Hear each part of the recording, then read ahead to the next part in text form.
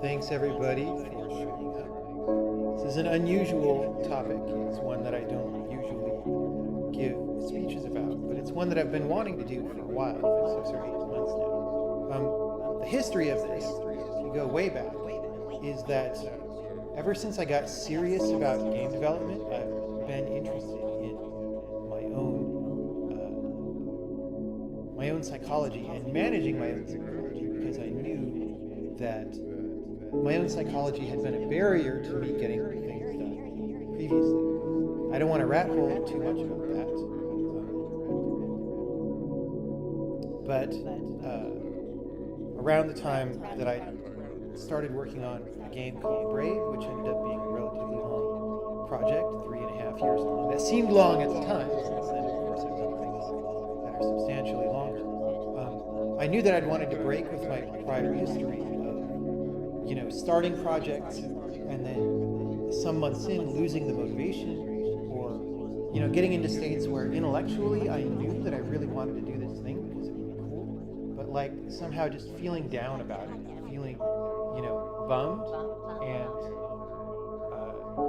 just not being able to dig myself back into a place where I could work effectively on these things. And so I became interested in that, in monitoring my own psychology and just watching it. And over the past 12 or 13 years now, I've encountered a number of different ideas about how to do that, or what's important, or how do you keep yourself driven and motivated. And as with anything, I think most of those ideas are pretty bad or unhelpful. What I'm going to share today are the ideas that have helped me the most, and that I think are the most worthwhile to communicate to other people.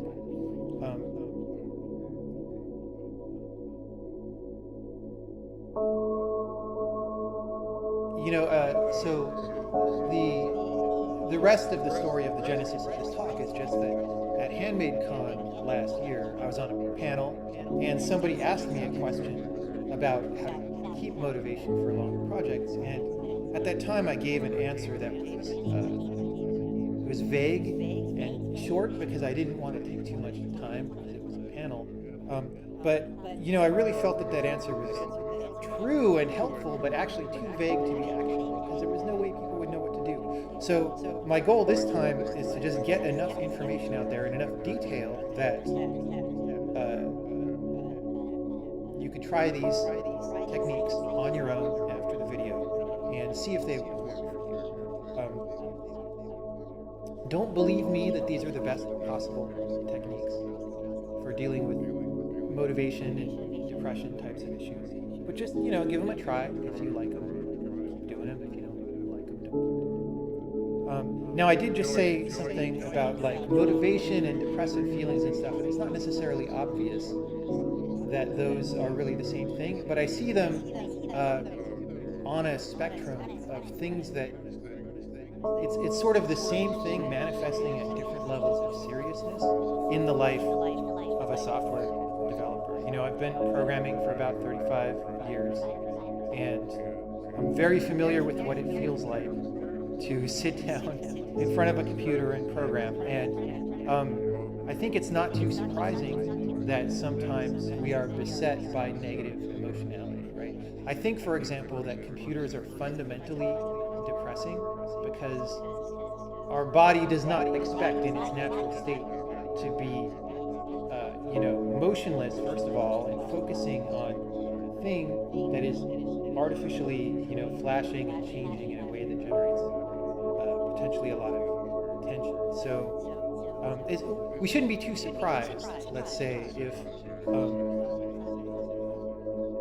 malaise kind of arises, or your body wants to start to say, like, I don't feel like I should be here, right? I should be somewhere doing something else. So that's all just to say that that, plus the fact that these projects that we try to do in video games and other parts of software development are they're very intense in terms of the amount of work you have to do and the quality of work you have to do. And so I feel like there's a little bit of an unspoken epidemic, or maybe not an epidemic, because I don't think it's exactly contagious in that way, but there's a bigger problem out there than people readily admit, or at least think of, consider, because most people aren't going to talk about how they're depressed unless they're just over the cliff and being Eeyore and telling you all the time how they're depressed, right? Most people don't want to be that person, and so they keep it bottled up.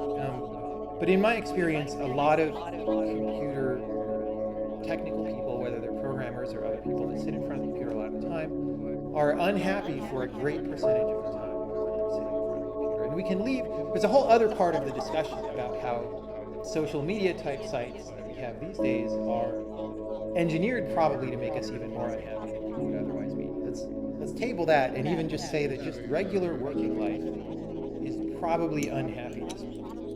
And so I think we need techniques to deal with it. So I'm giving you my best techniques. These are not Western psychological techniques. They come from meditative traditions. But they're very simple. You don't have to be some kind of super meditator in order to do these things that I'm going to talk about. In fact, some of them are going to be so simple that they seem like basically nothing, and you'll be like, how is that supposed to help me in my life? But hopefully I will do a good enough job explaining how these can help, that they'll make sense. And we'll do a little bit of them as we see through. So maybe that's enough preamble. I really don't like a lot of preamble. So let's talk about experiences of negativity that you might have, either in your day-to-day working life or that build up over a long time around a project, right? And like I said, these can be anywhere on the spectrum, from a lack of motivation to like full-out depression and inability to work and just negative affects spilling over into all parts of your life. And to have something very concrete to talk about, I'm going to go toward the more negative end of that scale, because if we talk about like subtler lack of motivation, it's harder to grip something. Whereas I think most of us have been depressed at least a little bit, right? We know what that feels like. It's a very negative feeling. But the reason it's such a problem is that when it's happening, it feels very serious, right? It feels looming and unavoidable, like there's a big problem and we don't know how to deal with it, and it's hard to bear, right? And in its very worst cases, it can feel unbearable, right? We just can't deal with it. And so the techniques that I'm going to talk about today are about sort of turning down the volume of a kind of problem, mitigating it, diluting it, if you think of it as ink or something, until it's not really unbearable, right? Until it's not so serious, until it's not so looming, until it's actually small. And it's amazing how much that can help. So we're going to take a divide and conquer. If you talk about the experience of being depressed or very negatively emotional,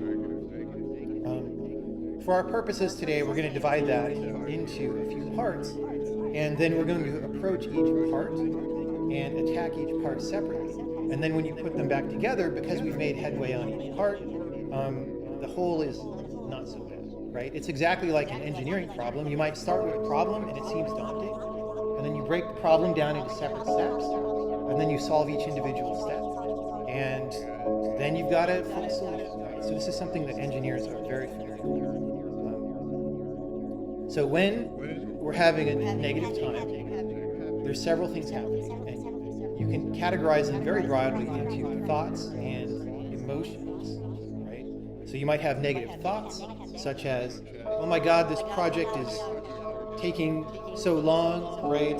I'm just tired, I can't do it anymore, or I'm gonna be bankrupt and it'll fail and I won't finish it and nobody will respect me, right? Or, I'll release my thing that I expect to be so great and everybody will judge me, just like I saw them making harsh comments about that other thing, and everyone will think I suck and I'll be seen as a fraud and a failure, whatever. You can whatever your personal thoughts are probably a little bit different from everybody else's, but you can imagine what they are. My personal thoughts actually are not they're not really those ones that I said. They're different ones, but everybody has different thoughts.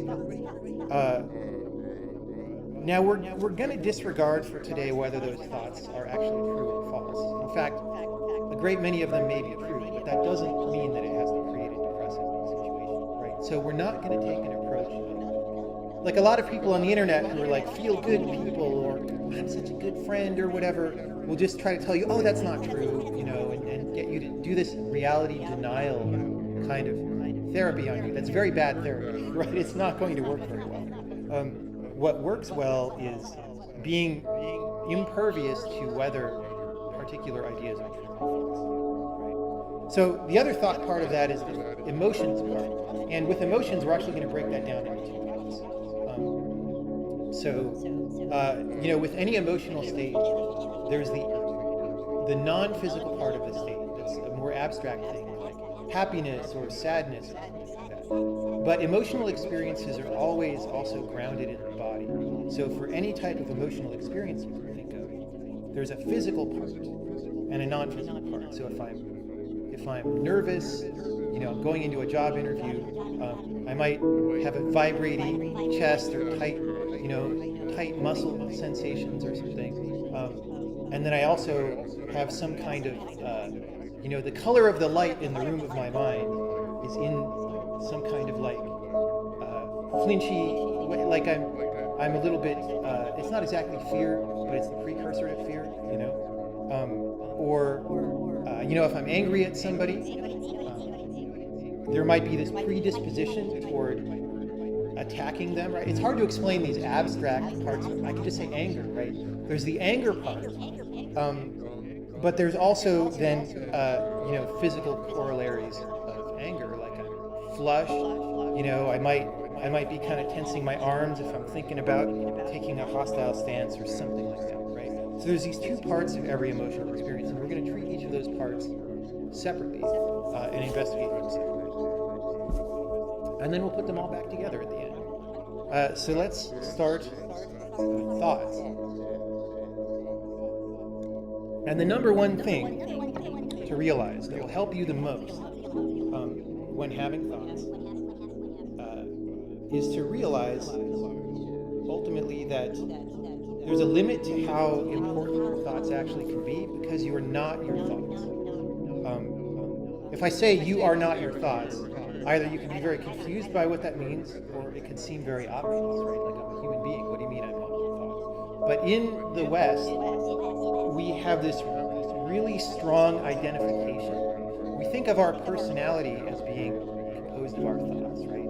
Like I am this guy who thinks certain things and makes certain decisions, right? And whereas it's true that I think certain things and make certain decisions, that's actually a tiny portion of what it's like to be me at any given moment. And so what helps with thoughts is that at times like this, when you're in a safe environment, nothing's too emotionally pressing on you or something, you just take a look at what thoughts are really like. Because you know that later, if you're in a trying time, if you're in a very emotionally negative time, you can feel trapped in thoughts, right? You can be having this chain of negative thoughts that's helping make you depressed, and the thoughts just seem very important and hard to get away from. And what you do is, before that, you build a certain habit of standing apart from your thoughts and seeing them and getting some distance from them, right? So we can just do a really simple exercise like that. So you can just be sitting around wherever you are, or standing, or whatever, laying down, whatever you're doing. With your eyes open, you just look around. So I'm looking around the room, and I'm seeing the room around me. I'm very aware that I have this full audio-visual experience, right?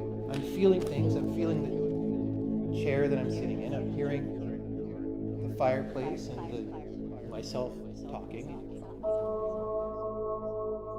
So while all this stuff is going on, without turning your attention away fully from these things that you see, just have some simple thoughts in your head, a sentence, thoughts like, I wonder what I'm going to have for dinner tonight. or something that's emotionally charged. Some people might be very upset about dinner right now. So pick something that for you is just completely emotionally uncharged. Just a thought that you I probably should get a better or something. I'm looking better. So think that thought and observe it going by while you're having this full range of human experience. I'm just going to do that for a few seconds, so I invite you to do that as well.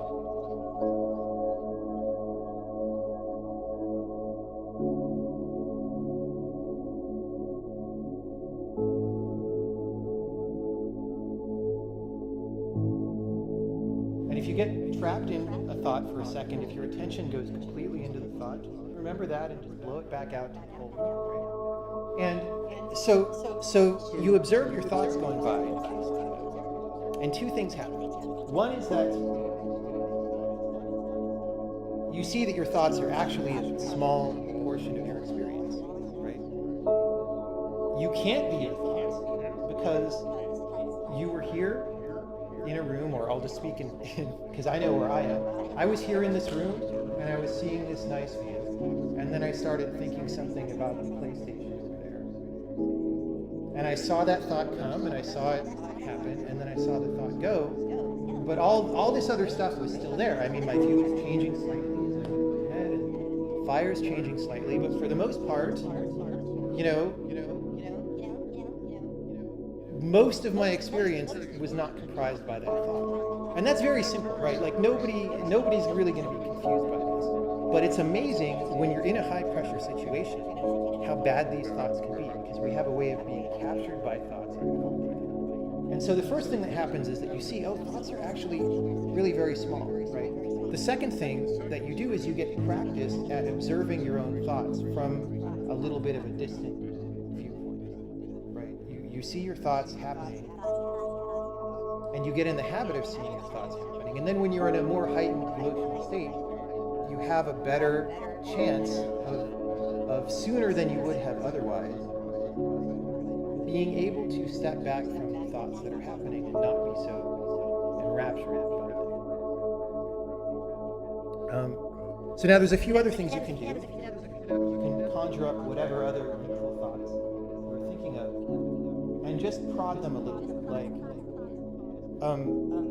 just observe the beginning of the thought and the end of the thought. And how long does it take for that thought to go by? And how heavy is the thought? This might seem like a nonsensical question, but try to see how much your next thought weighs. Can you hold it, right? Does it weigh anything? And of course the intellectual answer is of course not. What are you talking about? A thought is a thing in my head, right?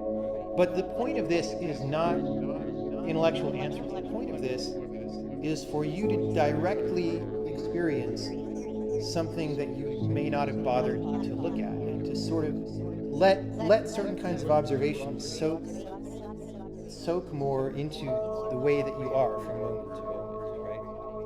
So how heavy is it? I wonder, I probably should have taken care of that box on my calendar by now.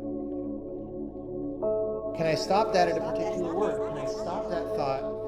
How solid of an object is that thought? Can I stop that thought at the particular word, like box, and then hold it and let it go, or does something happen when you try to do that? Right? I'm going to do that for another few seconds.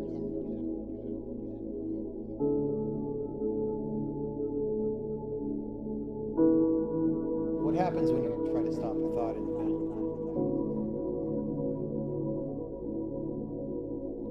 Okay. So that's about all we're going to say for thoughts. Now we'll come back to them, because once we do a couple of other things, they'll become important again. But so again, the two points here, and they seem simple, but if you actually take this seriously, it can change a great deal, right? So the first thing is this kind of simple observation helps us from identifying so closely with thoughts, so that we're not so immediately reactive to them, right? Because we're able to realize that our awareness of the thought is separate from the thought itself, right? And we're developing that viewpoint. We're developing the strength of the viewpoint of being aware of a thought rather than just being a thought, as so often happens when our mind gets carried away.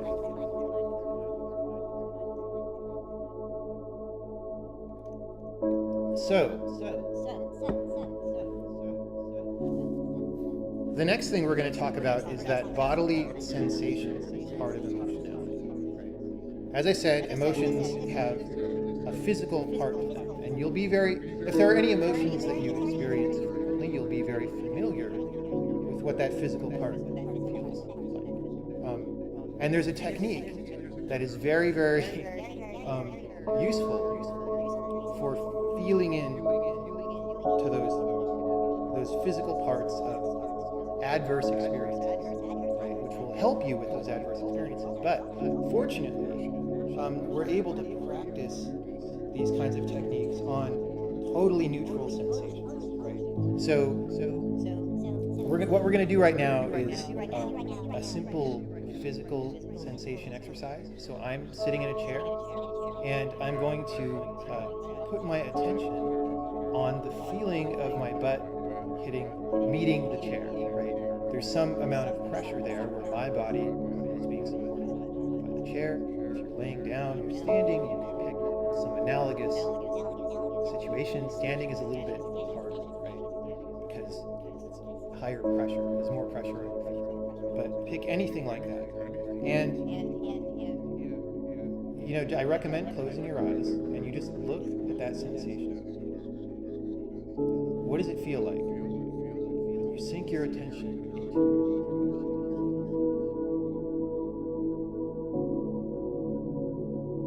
it. Is this sensation a solid object, or is it an ethereal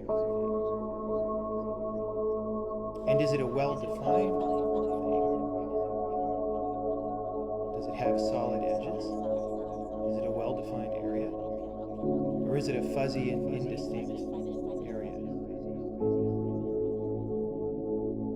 If you were going to draw a picture of it on a piece of paper, what would you draw? Would you draw a solid outline with a constant shade on the inside? Because that's what my mind tells me, right?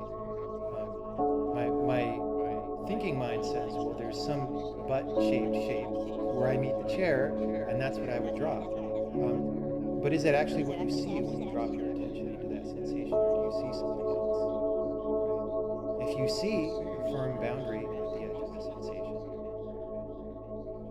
investigate whether it's really there by focusing your attention more closely on that boundary. If there's really a boundary, you should be able to see it with greater sharpness, shouldn't you? You should be able to locate it exactly. I don't find any such thing. I'm opening my eyes now. You're welcome to do so. I don't find any such thing when I do that kind of investigation. What I find is a very vague, spread out feeling. If I were to draw it on a piece of paper, it would be very wispy and maybe with some specks that appear and disappear and show up in different places. But as soon as I draw back my attention and start speaking to you again, what I find is that when I'm no longer directly looking at it, my mind again has this sensation that there's a solid meeting of my butt and the chair, right? So my idea of what it feels like to sit down seems to change based on how I direct my attention. And this is pretty important if you follow it everywhere that it goes. There's some kind of a layer of interpretation that your mind is constructing, right? So you have some sensations coming in from your body, and they're very vague and ill-defined, and one of the jobs of your mind is to make sense of these sensations and put them together into some picture about the world that you can then deal with, right? And so one of those things that it does is it makes things feel more solid than they actually feel. But by dropping your attention in, you're able to feel past that layer of interpretation. into, I don't exactly know how much they're the raw sensations, but into something that is, let's say, not yet post-processed or something like that, right? You're able to feel something that is less useful in terms of navigating the world of solid objects, but that is more truly what it actually feels like to sit on the chair, right? It's not a synthesis.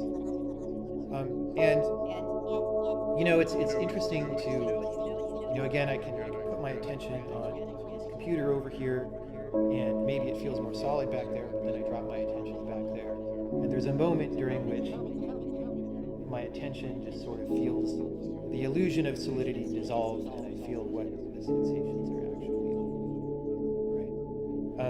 And there's a game that I like to play. It's more like a faster version of this, which is I can take something like my hand and just put it on a table like now, and anytime I move and make an initial contact with something, usually my body or my mind starts interpreting that pressure as an onset of a solid sensation, but by focusing my attention on it, I can very quickly dissolve my experience of that sensation into something very wispy and unsolid.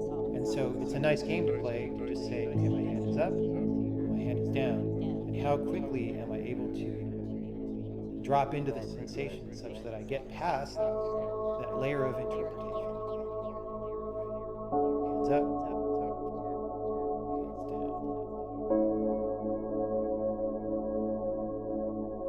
Pretty fast, but it's not instantaneous, right? But it doesn't need to be, because what I'm after today is more seeing the difference between that layer of interpretation and the more raw, low-level sensations. Now, it's important when you're doing this exercise, and for all these exercises that we're going to talk about, that you're not really trying to dictate a particular experience. You don't want to be trying to feel a certain exact thing. You don't want to try to be too much in control of what you feel. You don't want to have an agenda. The right mindset is investigation, right? You're inquiring into, what does this sensation of my hand on the table feel like if I just look at it more closely than I may be in the habit of doing in everyday life. And it's funny because on the one hand, the way it feels is very familiar. Like, I know that's how it feels. It's been that way my whole life. But on the other hand, until I started doing this, it didn't really sink in that that was a thing, or that that might be important to consider. Right? Now, we've been talking about this on a neutral sensation so far, but this works on any kind of sensation. It works on sensations of discomfort or sensations of pain. By dropping into the sensation, you can dive past the layer of interpretation and get to what you are basically feeling physically. And the interesting thing that you find when you do that is that the actual sensation is neutral. And it's your interpretation that's making it negative. And it sounds like some extreme guru power to be able to do that, but actually anybody can do it. It's really not hard. So, one day some years ago, just to give you an illustration, after I'd first been learning these techniques, I ate at a pretty bad restaurant in my neighborhood, or it was bad. And I got food poisoning, and it was a really bad case of food poisoning. I was sick in bed for 2.5 days, just shivering as my body was, generating a fever to kill all the germs, and just pain in my stomach. And I was feeling really miserable, right? Or I was feeling miserable until I realized, I've been learning these introspection techniques, and this seems like a good time to try them out, right? So in the same way that we were just looking at these basic physical sensations, like what it's like for the pressure of one surface to meet another surface, I did that to look at my stomach pain or the full body extreme unpleasantness of running a really high fever and shaking and sweating really grossly, right? Just looking at all those sensations, and very quickly I was able to turn my experience from a miserable one into an experience of neutral observing or neutral experiencing of these sensations from my body.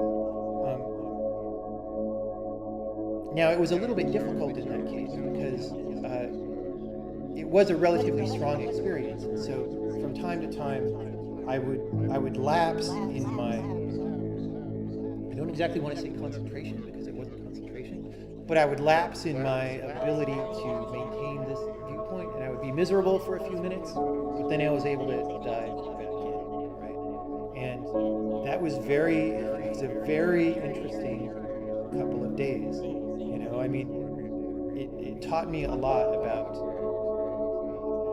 experientially about what negative feelings are like. Now, from a scientific viewpoint of the human organism, we actually know all this, right? So if you cut your hand or scrape it on something and you have this feeling of pain, we know that what's really happening is, well, you have some nerves in your skin and they transmit some impulses, and that's just like information going over a network. And then some part of your mind is in charge of knowing what body harming patterns or what patterns of impulses are likely to indicate harm to the body and to assign negative sentiment to those things, right? We know, if we're scientifically educated, that is what the physical human body does, but somehow we don't let it sink into our day-to-day behavior, right? But this is a very direct way to experience that sensations are actually neutral. And in the same way, in the way that we were, when I was feeling the sensation of my butt on the chair, in the way that I dove past a layer of interpretation very easily to get to the sensation underneath, in the same way you can dive past that layer of interpretation of pain as being negative, and you can experience just what it is, which is some sensation, some feelings. Now, the stronger the pain or the negative sensation is, the more difficult this may be, because there's some voice in the back like screaming urgently for you to take care of the situation. So, you know, if I were being tortured or something like that, I might have a very difficult time invoking these techniques for very long. I probably could do it for short periods of time. I don't know, I've never been tortured. But for anything less than that, I don't find it to be particularly difficult to engage this range.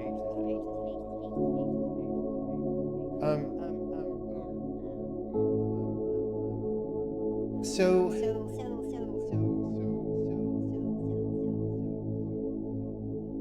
there are two things that you get out of this. One of them is, I'll repeat, the understanding that sensations are at their core neutral. They're not negative or positive, right?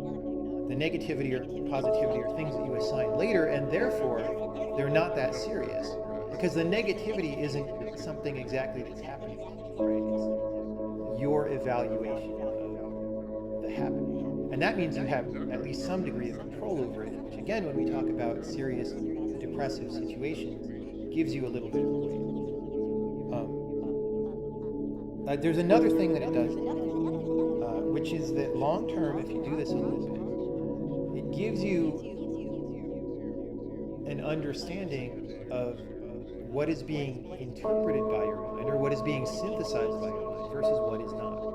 And what was very helpful for me to see is that a great deal of what I assumed was everyday physical experience was actually interpretations imposed by my mind. And so I'll give you another example about that.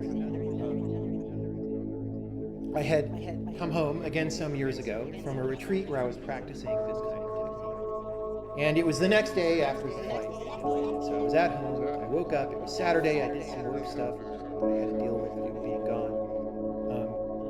And then it was like going on noon or afternoon, and I had to go down to get breakfast. And I was very, very hungry because over my whole life, I had a sort of what I would tell you was a metabolism thing or a body chemistry thing, if I don't eat in the morning, I got very, very grumpy, and I could feel my body temperature change. You know, my mood would drop, and I would, you know, be very short with people and very, you know, clipped in the way that I'm dealing with them. And like, look, I just want food. Come on, what are we doing, right? And of course, I had a whole story about that based ostensibly in the scientific understanding of things, like, oh, people have body chemistry, and like my metabolism was high, blah blah blah, and a lot of hand wavy, something is happening, and therefore this is a physical thing. But I had you know, no real proof or evidence of that. And in fact, the fact that I was getting kind of chubby at that point compared to how I'd been previously should have given me a clue that my metabolism wasn't necessarily as high as I thought it was anymore, or that I didn't need food as urgently as I thought it did. But people are very odd.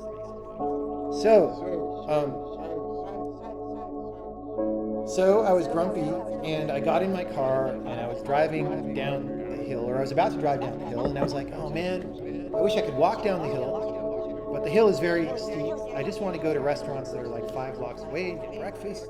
But if I do that walking, then I have to walk back up the hill to get home, and that's super steep. Like, it's a ridiculous San Francisco hill, and I'm like, bad for my stomach. I'll have an unpleasant experience, so I have to drive. But oh man, it's Saturday, which means the farmer's market is there, which means all the parking is going to be terrible. So I'm going to have to drive around for 15 minutes and find parking, and it's going to be like 8 blocks away, and I'm going to have to go on a long walk, but I'm hungry and I just want food. And it was like this spiral of negativity out of like a really simple starting point. But as I was driving down this first hill, fortunately there was no oncoming traffic. It was a very small residential street. I said, oh, you know, I've been using these introspective techniques, or learning them, and I'm having a very negative time right now. So why don't I just look at what's happening, really, internally, right? What am I actually feeling? Why am I feeling it? So I looked at these sensations, these full body unpleasant sensations that were associated with, oh, I'm so hungry, and that were helping generate this negative state, right? So it was my body temperature dropping low, and just, it's hard to describe physical sensations that are internal to you that you don't often attempt to describe, but you know, it was like my whole body marshaled around some situation. But for some reason, as I was just dropping down that hill, or driving down that hill, and I just dropped my attention into look at what was going on, in 1 or 2 seconds, it was so simple. I just saw straight through all these layers of things that I thought were there, that were a physical situation, and I saw that they in fact weren't really a physical situation that was hard to deal with, and I was able to see the actual sensation of hunger being generated by my stomach, and it was so comically small. It was like the tiniest little pinprick of, oh, I'm hungry, a little bit, you know, and it was ridiculous that I was making such a big deal out of it, and this was obvious, right? It was obvious that this whole other giant cloud of things that were happening were all being generated in response to this tiny pinprick, right? They were, in the way that we've talked about the mind synthesizing an interpretation of my butt on the chair, it's also kind of an amplification of those sensations. And this was like an amplification of this tiny feeling. It became this full body emergency, right? But it was all made up, and it was all unnecessary. And ever since that 1 to 2 seconds, tiny observation, I've never had this problem again. Not completely. You know, I have it about 5 to 8% of what I used to. And when I have a little bit of this happening, and I just look at it and I'm like, oh yeah, it's fine, totally. I'm not grumpy anymore. I don't, you know, get into arguments with people for no reason and all that.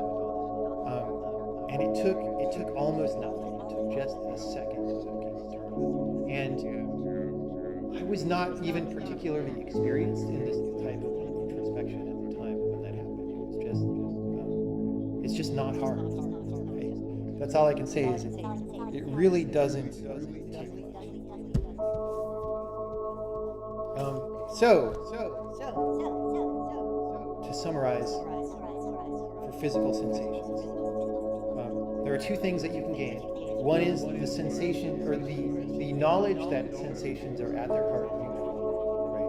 Which will help you when you think that you're feeling a negative sensation, right? And the second thing that you gain is this awareness of your mind's amplification strategies, right? And they're not necessarily bad, right? So you could imagine all sorts of reasons why I might have grown up with some kind of amplification strategy for hunger. Maybe when I was a little baby, my parents didn't look after me enough and didn't feed me readily enough, and I learned that I really had to yell or something. I don't know, right? I don't know if that's true. It's just a made-up story to explain that just to point out that there are legitimate reasons why you might have needed to develop a habit like this when you were younger, not even baby age, but like when you were a teenage or a young adult. But sometimes we develop these habits to get us through a short period, and then they become more trouble than good, right? More harm than good. And at that time, it's at least better to see through them so that you know that they're not inherently necessary. And then you can be free to make decisions about whether you want to comply with what that habit or amplification is telling you. All right. So the third part of our situation here is the non-physical parts of emotion. So the things that we would just normally call, sadness or happiness or anger or, glumness or something like that. And what are, I find it always hard to talk about these, but there's something like the way that I'm predisposed toward interpreting new events. If somebody says something, am I going to react to it positively or negatively, right? Like, what color is the light inside the room of my mind? I don't know why that makes sense, but that's a way that I like to think about it. And the reason I put this third is that a very good way to learn to deal with these is exactly the same as we learned for the physical sensations, right? What you do is you put your attention on the emotion that you're feeling, and just look at it. You don't try to change it. You don't try to be happy if you're sad. You don't try to be sad if you're happy. You just say, what am I feeling right now? What does it feel like? That's all. Now, the reason that we did this third is because with physical sensations, it's a little easier to have a guess about where to put your attention, right? If somebody says put your attention on your sadness or something, you might end up thinking about your sadness, which is not the correct thing to do, or trying to be more sad or something. But just in the same way that you turn your attention to the feeling of your butt on the chair, you turn your attention to your emotional state. And what you'll find, or at least what I find when I do this, is that these emotional states disappear completely, right? When I look at them, they're just gone.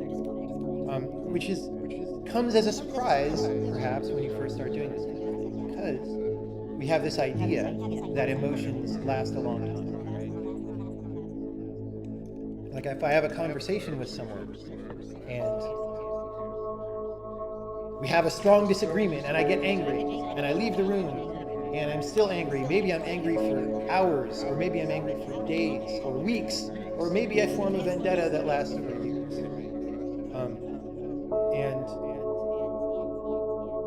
Well, that certainly can happen, but it's not because emotions last a long time. Emotions by themselves, as you see very clearly when you turn your attention toward an emotional state like that, emotions by themselves don't last very long at all.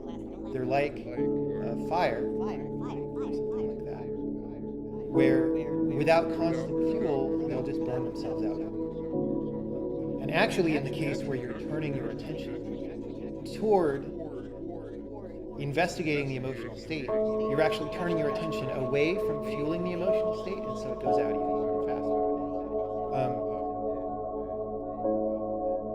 And that's just very interesting. It's an amazing thing to observe. So if emotions require fuel to go, what is that fuel? Well, it's something like a thought that prods further emotion or a bodily sensation. And we'll come back and talk about those again in a second.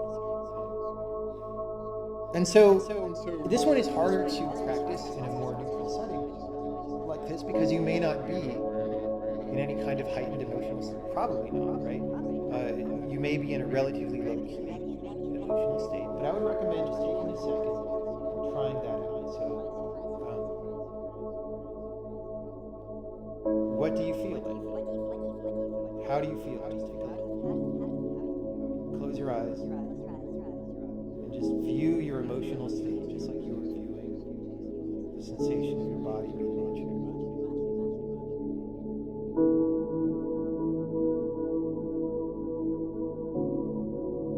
And it becomes very easy to recall. I'll give you a little more time to try it because it's important. But it's also,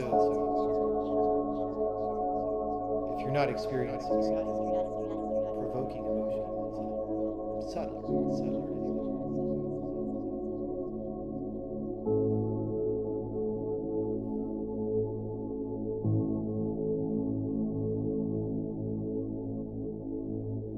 Now, the experience of seeing an emotion subside under awareness like that, you become aware of it and it goes away to the extent you become aware of it. It's like you're shining a flashlight, right? And the emotion is the shadow, and the shadow is gone purely through the act of you shining the flashlight. It's that instant. And one thing that gives you, if you do that enough times, is the understanding that if you're in a difficult time emotionally, you may not, even though you may not have the discipline to keep yourself in a calm state, you can always have just like a moment or two of respite from this emotional onslaught that you're feeling, this overbearing thing, because, you know, in the same way with a physical pain sensation, I could see it as neutral for a second, even if it's very strong. With emotions, it's the same. I can see that they're not really there in the way that I think they are. And even if I can only do that for a second, that knowledge goes with me. And then later, when I'm upset at someone or I'm feeling very uncertain and afraid about the future, and I think that this is so overbearing or so powerful, I can just go like, oh wait, no, it can't be, because I've had that experience before of knowing that emotions aren't like that. So this one may be stronger. I may only be able to, loosen it for a minute, but I know that, and that makes it not impregnable, right? And that makes all the difference in the world to your feeling of agency and your feeling of being able to cope with what your emotional situation is, right? And then as you do this more over time, you gain the knowledge that even if you're feeling an emotion very strongly right now, and you're not in this kind of neutral observing mood where you make it wash away, even if you're feeling it very strongly, you've seen its nature as like something not that strong at all. It's like a piece of tissue paper that you poke through at will. And so the way I'm explaining this, it sort of sounds like two redundant things. But the first part was about you can give yourself relief at any time. And this part is about, because you can poke through that wall at any time, it's actually not much of a wall. So if you feel like depression is some three-walled prison with thoughts and bodily sensations and emotional states all hemming you in, that emotional state wall is actually the weakest one at all. It's like tissue paper. You just walk through it at any time. And so feeling trapped like that, it's much harder for it to happen, right? It feels more ridiculous. Okay, so taking these three things and putting them back together, what actually happens? So we've looked individually at thoughts, we've looked individually at bodily sensations, individually at emotional states.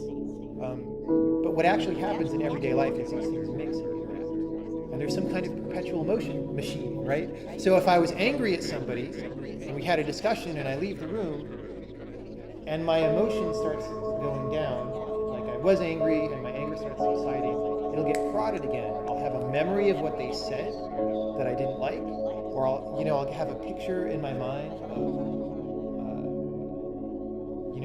the body language that somebody held as they said a certain thing to me, and that makes me angry, or maybe when they said that thing originally, I felt embarrassed or flushed, right? And then when I'm remembering what they were saying to me, that flushed feeling comes back, and that provokes some negative emotionality. And then that negative emotionality that negative emotional state predisposes me toward thinking more things about how angry I am. Or waking up more negative bodily sensations. So it's like things prodding each other and generating a self-sustaining cluster experience, however you want to say that. Now, the good thing about this is that awareness of any of the things, any individual one of the things that I've talked about so far, will weaken this site. So if you didn't even get what I was saying 2/3 of the time, but for one of the things you were like, oh yeah, I get what he was saying about thoughts, or I get what he was saying about physical body sensations, a little bit. That little bit will weaken this part of this self-prodding machine. Some, right? And as I've said, you can do exercises to observe these things independently and further weaken those walls or those legs of this thing that's happening. But you can also then just observe how this machine is happening in your mind, in your daily life. And that observation, under less dire feeling situations or less life-threatening situations, will help you when things get even more serious. So, as another example, some years after the previous couple examples I gave you, I was just walking down the street one day after having been on the internet. I think we all know that's a mistake, right? So I'd had some discussion, don't remember at all what the discussion was, which shows you how important it was in the grand scheme of things, not at all. But I'd been very angry from this discussion, or at least somewhat angry, right? And angry enough that I was mulling it over in my head while I was just walking down the street. I had nice things to look at, but I was insisting on playing this conversation in my head. And I was looking at one part of what somebody typed off the internet, and part of my mind said, aha, that phrase right there, picked this thing out and said, that specific phraseology in this context means that that person did not sufficiently respect you and you should be offended. Aha, I found it, right? And therefore you can attack them back for this and that. But having had some practice in these techniques, I had a little bit of that distance of standing back and watching your own thoughts while all this was happening, and I saw it play out. And I realized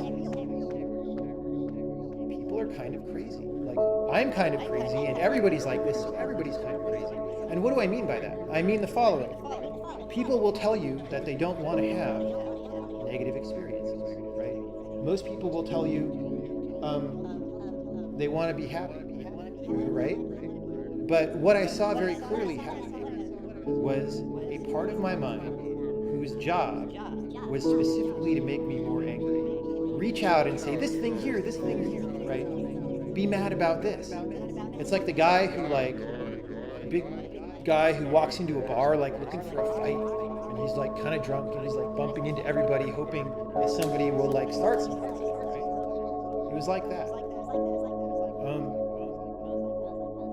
But I want to be happy, right? So if I want to be happy, why was I creating this problem? Or at least if I didn't create the problem, let's say that the other person meant to antagonize me, right? Why was I so willing to step into that and amplify it and propagate it? Well, you can imagine, again, from an evolutionary standpoint, or any technically oriented standpoint that you want to take, think of all sorts of reasons why, it's more fit to monitor your social status in a complex social hierarchy and so on and so forth, right? You can totally totally make up an explanation for that makes perfect sense. But that doesn't really make it less crazy to simultaneously think you want to be happy and to simultaneously be self-generating this kind of negativity or going out of your way to find negativity. And you may think you don't do it, but you probably do. Almost everybody does this all the time. And this will become very clear to you if you start observing this interplay between thoughts, emotions, body sensations, further emotions, further thoughts, and so on. So I just recommend giving that a try. So to review, we looked at thoughts, bodily sensations, and emotional states. And there were sort of two takeaways for each one. So for thoughts, the first takeaway is you shouldn't necessarily identify so closely with thoughts because you are not your thoughts, and in fact your thoughts are very small. The second part of that is that it's very useful to have a viewpoint of standing back from your thoughts and seeing them happen, because then you won't be so instantly reactive.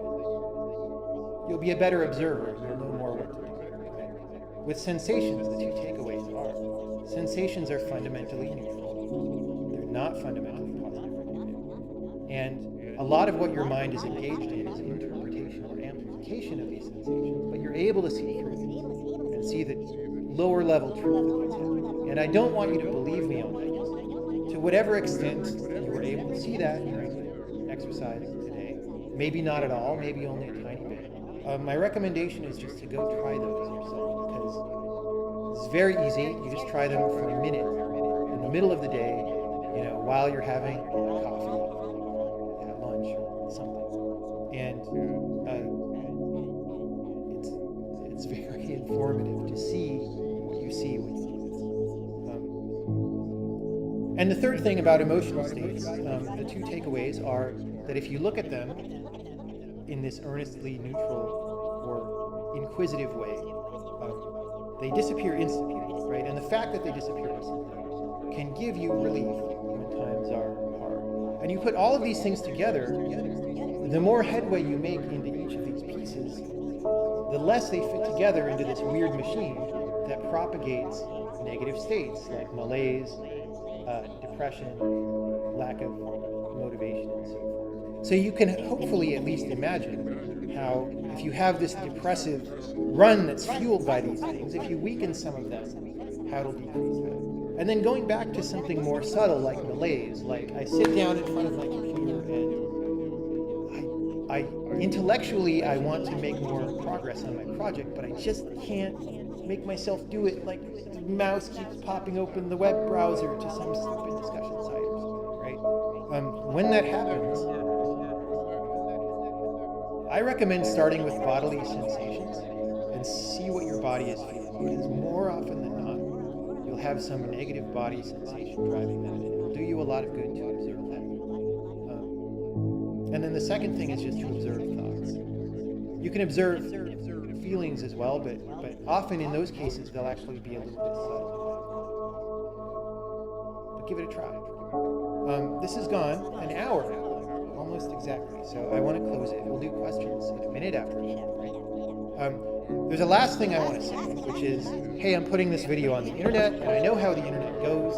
And the number one thing I anticipate is for somebody to try to interpret this with maximum uncharitability and come along and say something like, oh, this is like some kind of Christian Science or Scientologist bull crap that is actually anti-science.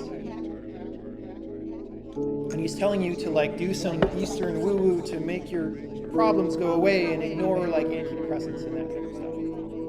And that's not actually what I'm doing. So let me say clearly that if you have a serious depression problem, I think it's up to you and discussion with medical professionals whether you should take antidepressants or not. I do not wish to register any opinion either way. I have no experience with antidepressants myself, but in previous stages of life, I would have considered myself mild to moderately depressive. I would have sessions of being seriously depressed for days in a row. And now I don't. Now, these feelings come on, and they're very small and tiny, and they're like barely there, and they don't really get in my way, and they still seem to be decreasing year after year. So these techniques, even though they seem like almost nothing, have been very, very powerful in my case. They may or may not be powerful in your case. So I'm putting these out there. So try them. If you don't like them, you don't like them. You don't like them. On the subject of antidepressants, I'm given to believe that a lot of people are unhappy. A lot of people don't particularly have good experiences with them. So I think it's worth trying alternatives. And, antidepressants are not really like other medicines, right? So for most medicines in science, like a vaccine or an antibiotic, we have an explanation for why it works and a mechanism. And if there's side effects, those maybe kind of happen because the body is very complicated, but we at least understand why some of the side effects are happening. Whereas with antidepressants, if you look into them, they're really not very well understood. Which is in part is why your doctor might go through 6 different antidepressants before giving up or picking the one that worked best, but still has some unpleasant side effects. I don't want to go on too long. It's just to say that I think that you don't have to be anti-science to not want to use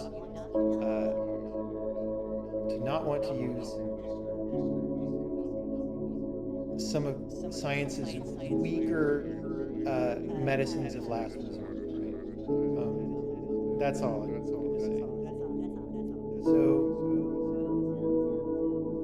that's it. We're going to take a short break. I'll be back and take a couple questions. So 2-minute break.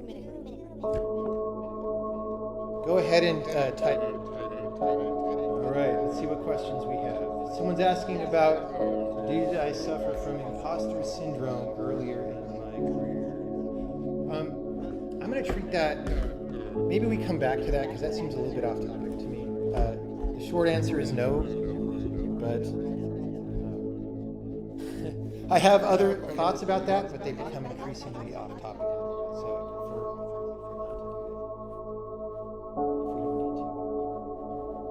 Do I have any specific recommendations for making a habit out of these techniques? I never practiced them, and I'm not really a technique practicer. So for me, it was just about when something bugs me in the middle of the day, naturally, like whatever happens in life, then I remembered to bring one of these into play. And that was all that I needed to make the amount of progress that I have, which is not to say that my amount of progress is exemplary or anything. Certainly, who knows? Who knows what could happen if I had diligently practiced these every day for an hour or so. But that's not what I mean. Not at all.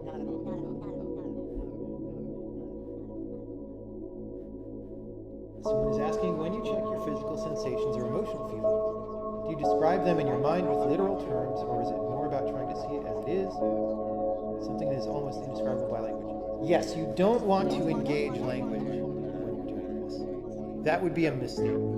Because then you're looking at your thoughts and not really looking at the actual sensation. So for example, the exercise when I'm just sitting here and I'm feeling my body on the chair and where those two things meet, I don't want to verbalize to myself at all. I just want to see what it feels like. I want to perceive directly what it feels like without mediating with an explanation. Because the explanation is going to be inaccurate, and it'll draw your attention to the explanation rather than the sensation. And what we're trying to gain is experience looking at the actual sensation.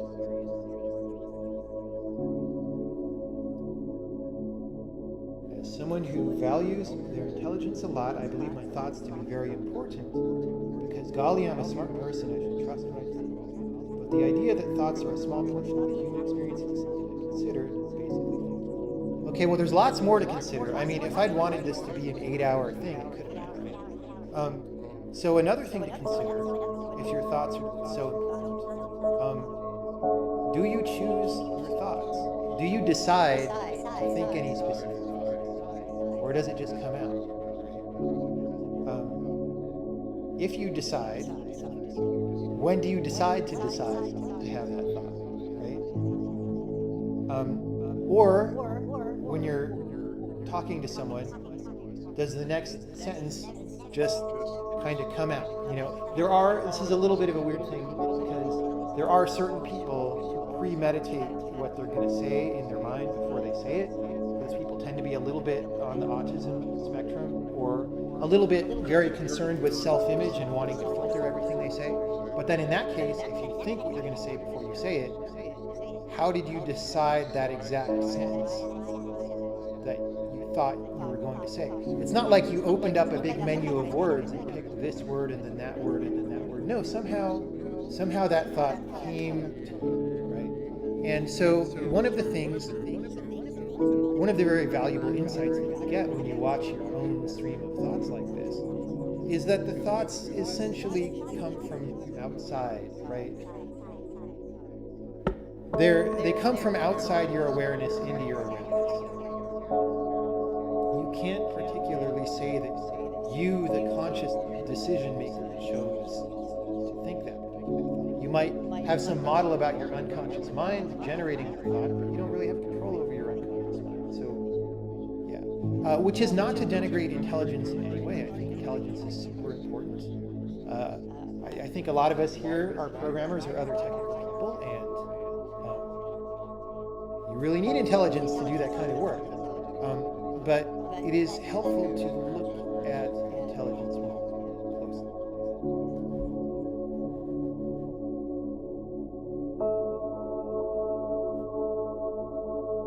So someone says, I find you are not your thoughts to be absurd personally and highly confusing.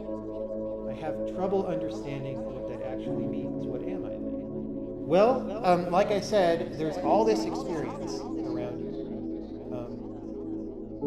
And part of that exercise that I was trying to do early on was to pay attention to this stuff around you. Well, let's do this. So just look at the room or whatever. Just have a relaxed attention. And just for a second, don't think anything. Just stop your thoughts. And do that for as long as possible. All right? So 3, 2, 1, go. And if you fail and think something, just try again. Try stopping.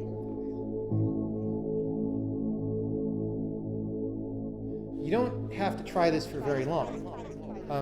Even if you flubbed and thought something very quickly, right? There was a time before that thought happened when you were still perceiving these things around you. You still existed. You weren't thinking a specific thing, but you still existed and you still were perceiving, and the things you were perceiving informed where your mind went after it, right? So if you were looking around at the room, so a thing that I thought that I had earlier was I should have taken care of that box. If I am my thoughts,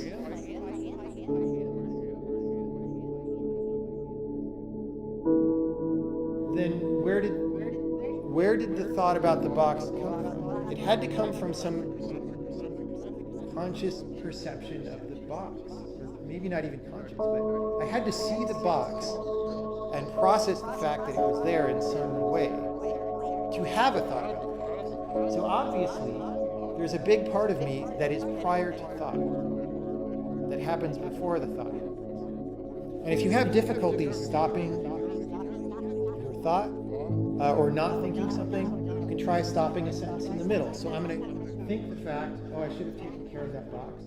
And I'm going to stop before the word box and try to force myself not to continue that sentence for as long as possible.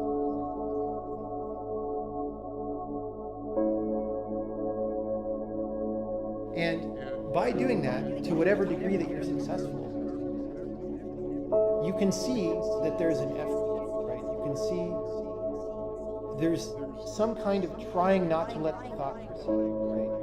If you can see some kind of trying not to let the thought proceed and then either succeeding or failing and the thought keeps going, then it's clear that you're like outside your thoughts looking at you, right? If you're your thoughts, then how are you seeing your thoughts? Like what is looking at your thought if you're your thought? Right? How would that make any sense? like I said, it's weird. Some people have no problem whatsoever understanding this. Other people find it so alien that they don't know what to do. So all I can recommend is you just keep trying these things, right? For even if it was only 100 milliseconds that you managed not to think a thought, wow, look at it. And you feel like, oh, I failed because I could only not think for 100 milliseconds. Did you disappear during that 100 milliseconds? Somehow, did you cease to exist, or were you seeing the room before the thought came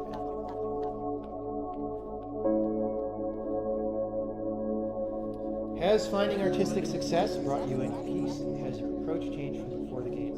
It's brought me some amount of peace, but not really the deepest peace. So the deep peace that people really want doesn't usually come from... It doesn't come from what people typically consider to be success, right? And you know that, like, that's where the whole money doesn't buy happiness thing comes from. And that's why you see Hollywood stars at the top of their league kill themselves, right? I mean, sometimes it's due to mental diseases, right? But often, well, how you want to classify the thing, but often people become, let's not even talk about the killing oneself case, just often people in that kind of position are chronically unhappy, even though they've done everything that they would have told you 5 years ago they meant to do, right? So for me, I definitely find fulfillment in the things that I do, and it makes me happy often,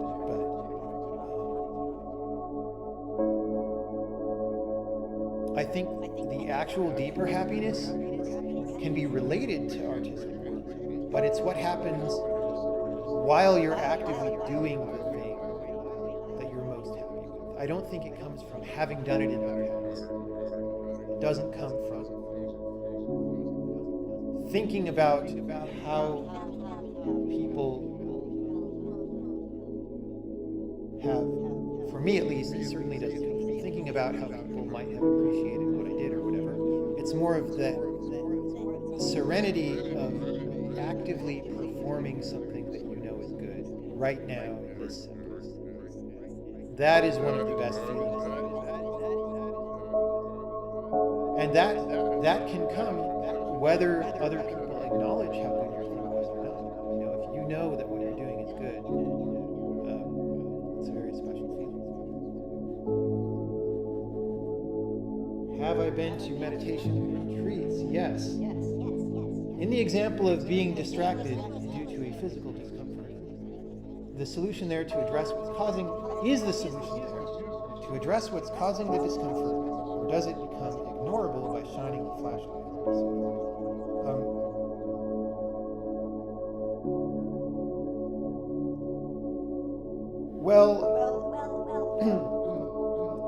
It could be both depending on your personal situation.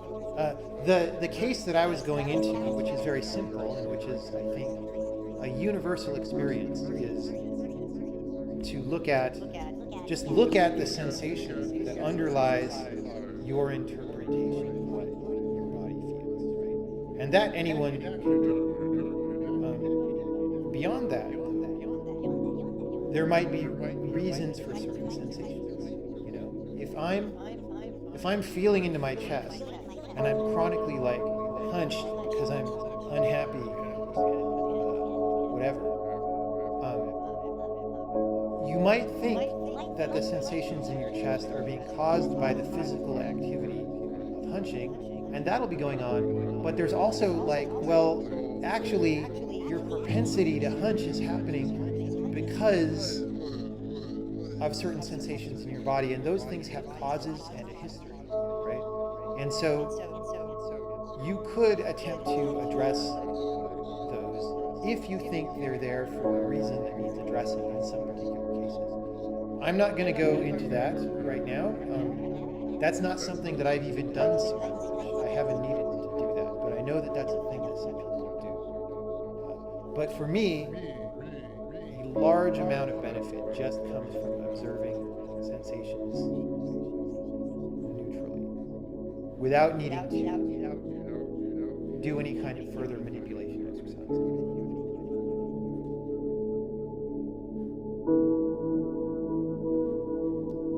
Do I have any tips for thriving in a world country era where it seems like so many things are going wrong? How do you stand back from wanting to help change or improve everything? How do you counteract the feeling of selfishness? You choose to focus on yourself first. So here's the thing.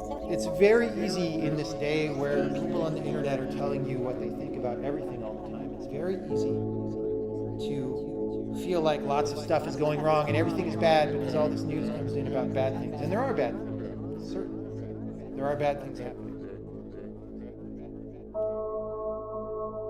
However,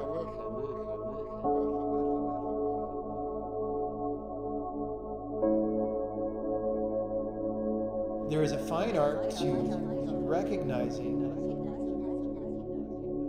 what really needs addressing versus what really is a conjuring of your own mind, right?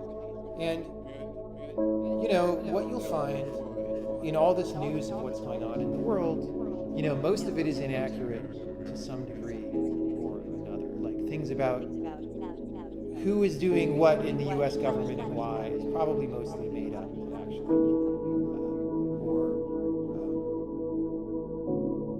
Whatever, like what.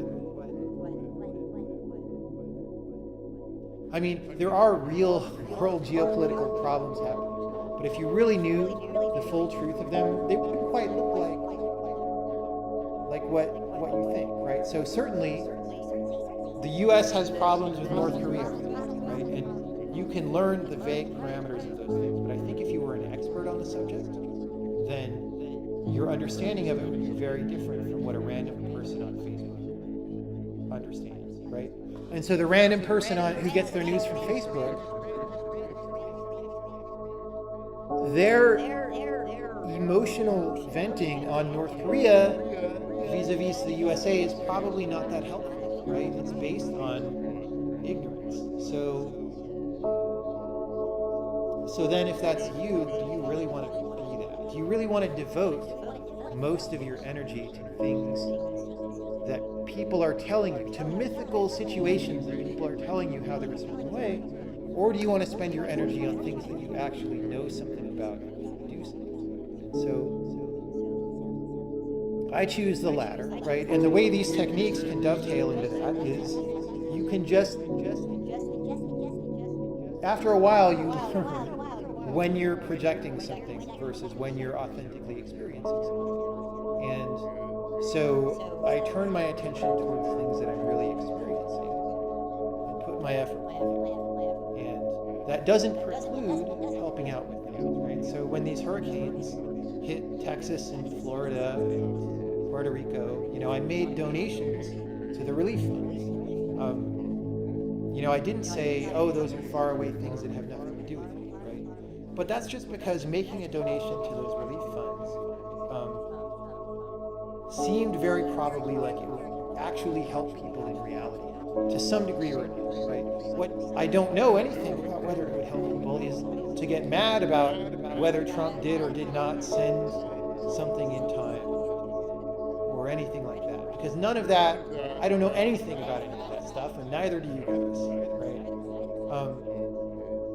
So I choose, I'm trying to develop the habit of choosing to provide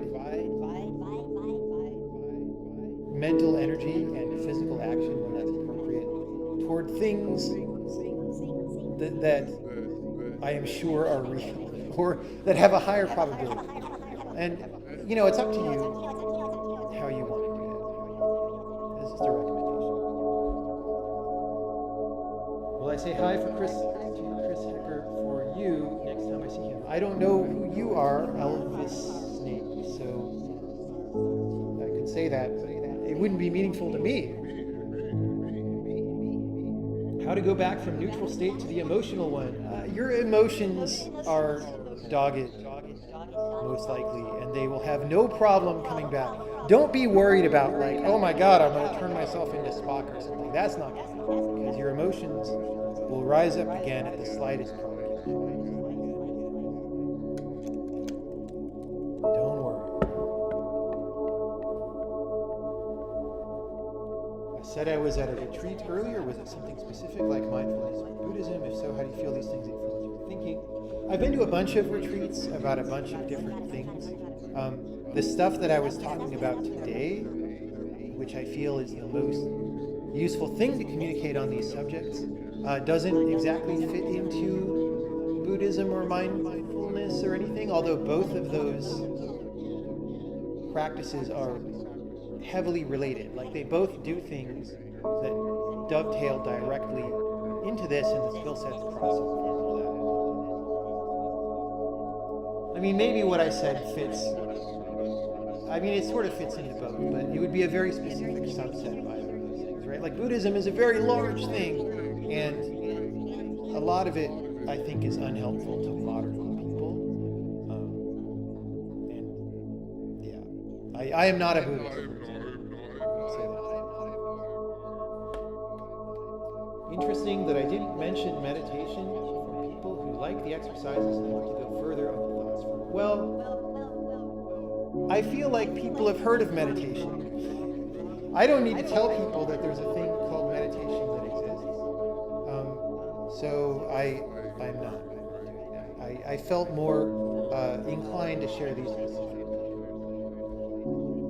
Wow, I might miss. I'm at the top of the chat, and it's scrolling off the top, and I'm answering questions there. So I may miss questions. I'm sorry about that. Do I think games as a medium are inherently better able to explore this interior-exterior relationship? And I missed the rest of the questions. Yeah. Maybe, but it's hard to say how. Maybe the rest of the question would help me answer in more detail.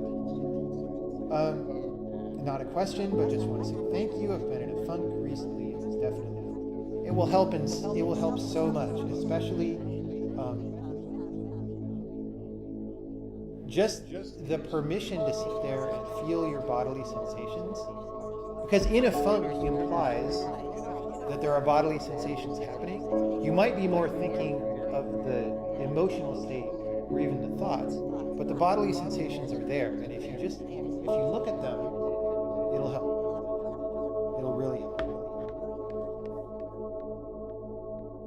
Could I talk a little bit about my experience with Zen meditation as opposed to mindfulness meditation? Do I see them as two sides of the same coin, or questions to roll off?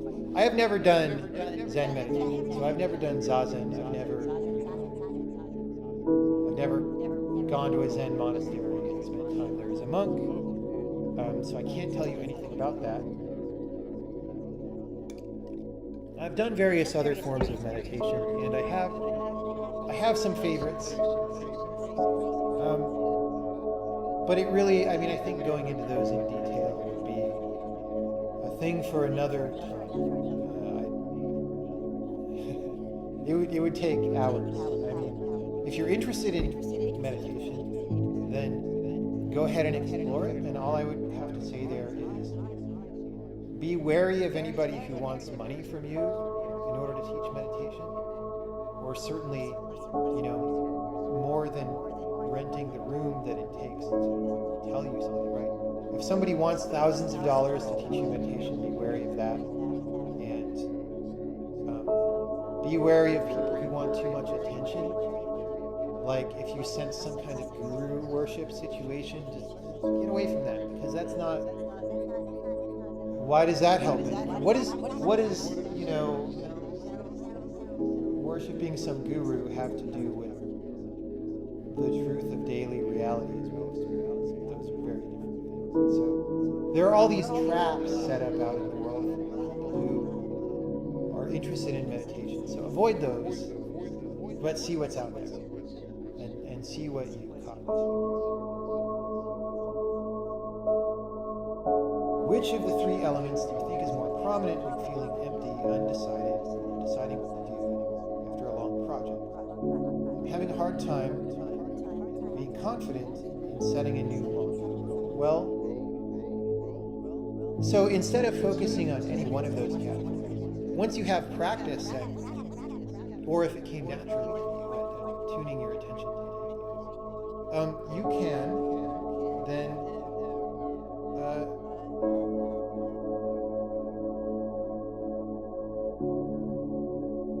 it's a slightly meta skill, but you can then just sit back in an observational, inquiry way and say, what's happening?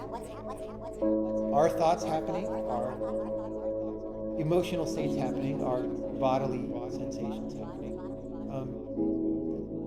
What is going on? And then you can see what's going on, and it's a good chance that whatever is going on right now is helping to create whatever negative or uncertain state that you're having right now. And being uncertain about what you want to do is not bad. Like, maybe you just don't know.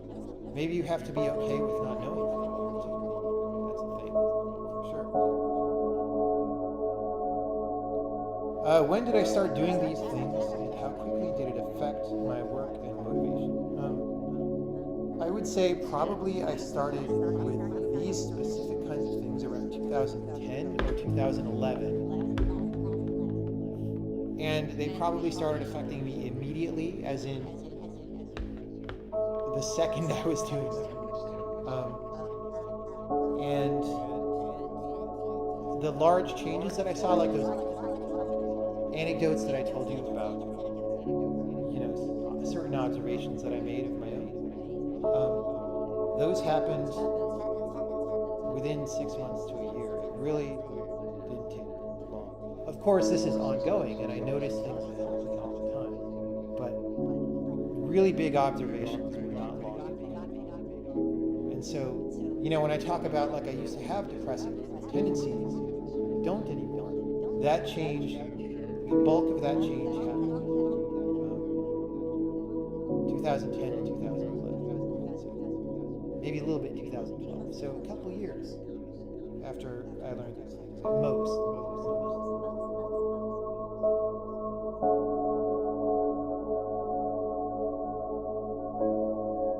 Gaming is at its essence a consensual hallucination. Can gaming be a form of meditation? Maybe. Maybe not, though, because games are about focusing your attention on something. And when meditations are about focusing your attention on something, that's usually called concentration meditation. And the ultimate aim of concentration meditation is not necessarily the thing you're concentrating on. It's to keep your mind from concentrating on other things. So I think you could use a game to do that, but I don't necessarily know that that's any better than any other kind of concentration meditation. I don't know. It would be a field you could explore. Someone says, I feel like I've neutralized my emotions and sensations a bit too much in my life. I've had people describe me as cold. The rest of the question is rolled off.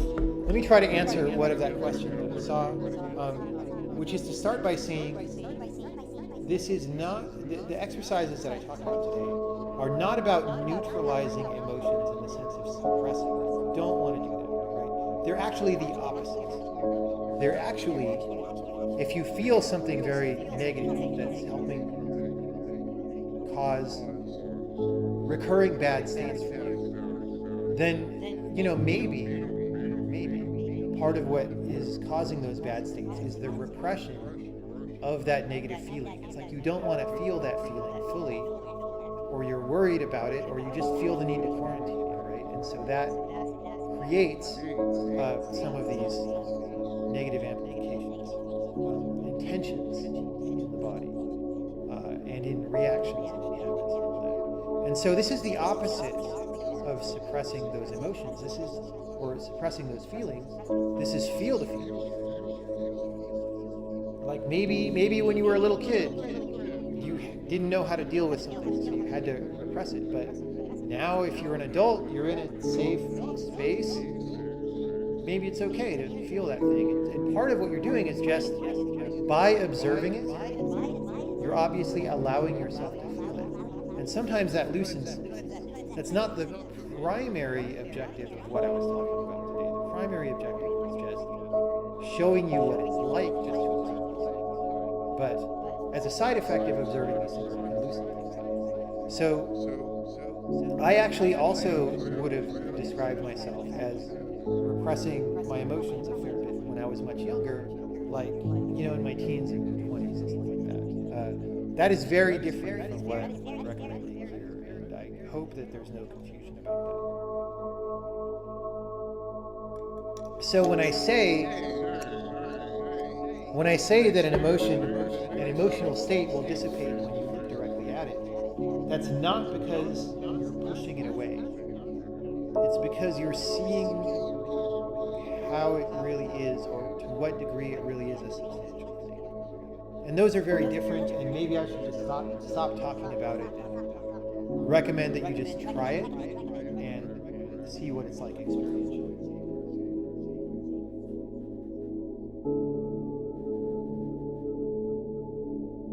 What I call the observation of thoughts and perception of feelings, I'm talking about meditation. Maybe. I mean, people use the word meditation to mean all kinds of things. And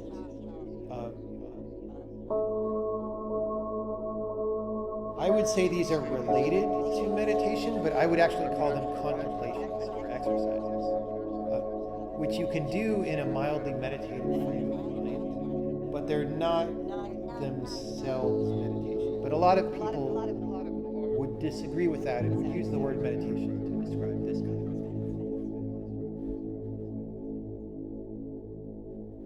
How have these habits affected your relationship with positive experience and emotions?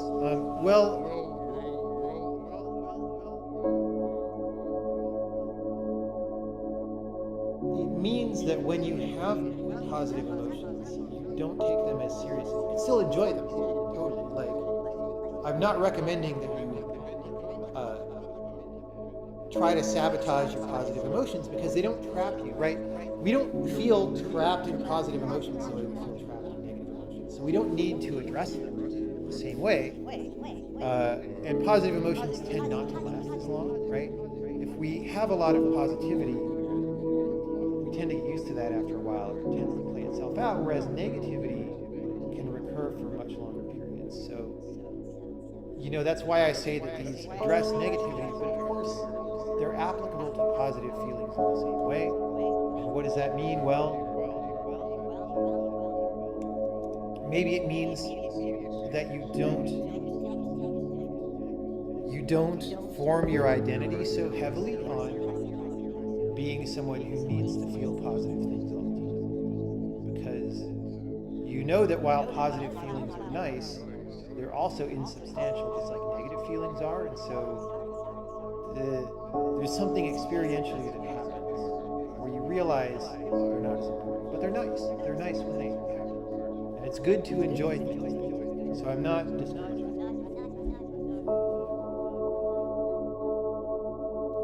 A lot of people who use mind-altering substances on a regular basis, tobacco, alcohol, weed, LSD, etc., report the end result being similar or identical to the neutral and detached mindset that we described in the talk. Notwithstanding the well-known negative effects of every person, do you agree that they can put you in a similar mindset to the one you achieved through the use of these techniques? Well, I don't have that much experience with drugs relative to the kinds of people who make these kinds of statements. I do have some experience with some drugs way in the past, and I would say that for me, they did not help me get into this kind of state at all. I don't want to get too specific about illegal activities, but one of these substances that many people report gives them a feeling of being expansive and fulfilled and being able to see things from a higher perspective. To me, just put me in a hyper-rational. It was simultaneously a hyper-rational and irrational state. I was non-stop hyper-chained thinking about a bunch of things, but the things didn't make any logical sense, but they seemed in the moment like they made logical sense. It was a very different place. So I never got to any place like that in the small number of illegal or quasi-legal experiences that I had. But if that works for other people, then I'm not gonna deny them. that.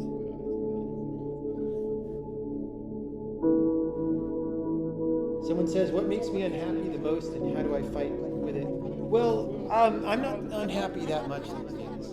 There is, running a game company and trying to get things done on deadlines is a little bit stressful, and then feeling like I didn't do as good of a job as I should have on certain things makes me feel negative. But not nearly as much as I did some years ago. Even a few years ago when we were in the middle of working on The Witness, and I was still susceptible at that time to getting stressed out. There was a month or two in the middle of that development when I was really in a pretty bad emotional state for a lot of the time. But even so, it was not nearly as bad as what it would have been had I not been practicing observation of my own psychology. Being self-aware of what is going on with you is tremendously useful. So, to this day, I would say that those are the biggest things. I also have stuff, like I'm single right now. I've been single for a long time. So I have that kind of feeling like, oh, I wish I was in a relationship with someone or something. But again, whereas going into the distant past, like a decade or two ago, if I had that kind of a feeling, it would feel much more oppressive and unbearable. It would be like, oh my God, my identity is that I'm supposed to be with somebody, and I'm a failure at that right now, and blah, blah, blah, right? All these things that we can get into, whereas now, I'm just not that susceptible to that kind of thought, right? It's just more like, well, I might like it if I was in a good relationship that I was happy with, but I feel like a complete person without that, right? So those are examples for me, but everybody is different.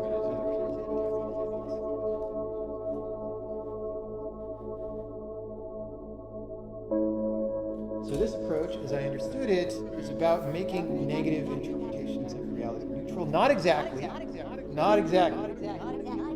But have you tried anything about consciously making positive events in life happen to not only mitigate the negative, but add positivity? No. And that's because it sounds a little bit paradoxical. The things that I talked about are not really about getting rid of negativity.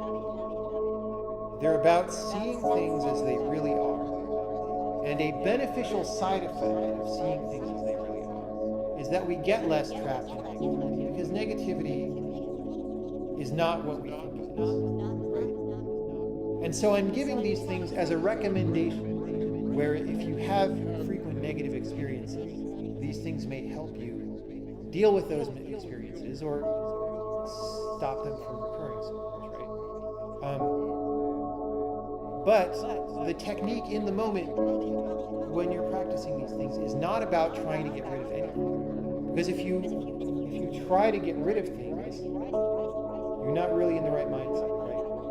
This is a mindset of investigating what is really true. And then you hope that seeing what is really true internally to you may help you out.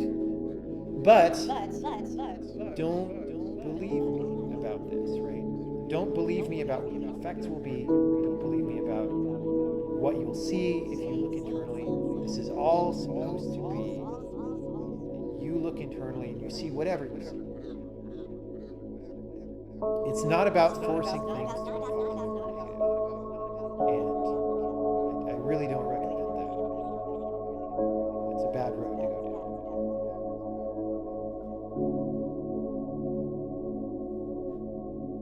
Someone says team's awesome. How do you usually judge if you're actually tired or just trying to avoid the task at hand? How do you manage rest, leisure, sleep versus work, and being able to do a lot of things? Well, I have a mild depressive feeling that doesn't bother me very much anymore, but I'm very familiar with it, and it feels like being tired.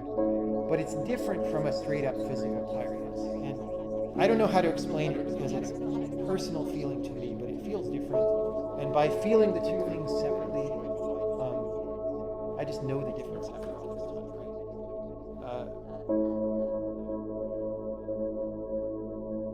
right? And knowing the difference is very helpful. But ironically, both are helped if I take a nap, right? If I feel this mildly depressive kind of tiredness, usually that's an amplification on some kind of maybe subtle feeling of genuine tiredness often, and a nap helps. But then also it helps to know that it's not as bad.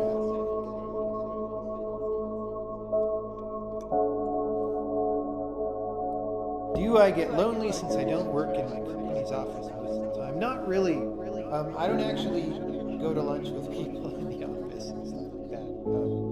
I don't use the office for personal connection. I like go out and do something.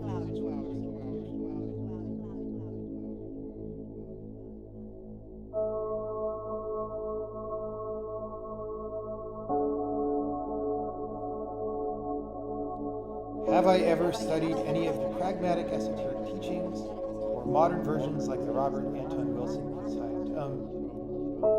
If by esoteric teachings you mean occult stuff, I don't find that to be a very productive direction. It's never been very appealing to me, though. I do think there are teachings that are very old in the world from which you can extract very valuable lessons, but I don't necessarily find that to be the best direction, but maybe it is for some people. Who knows?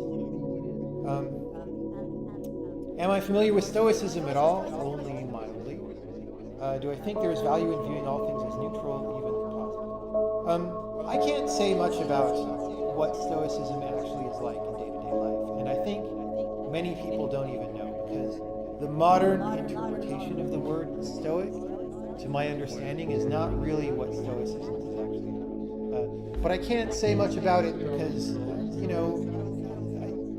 I don't know much about that tradition.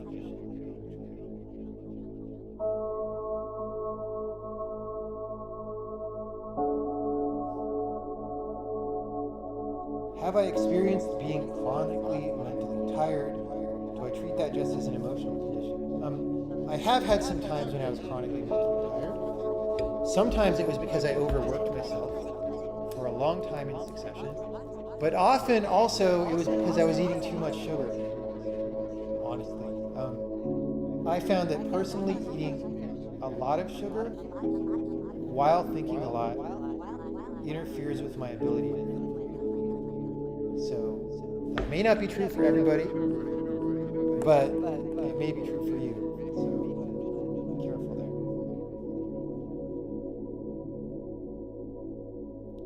there. Someone says, I'm not sure how this helps me to stay motivated. I'm sure it helps to be not motivated. Well, I think you mean not to be motivated, but is this it? Well, let me say the following.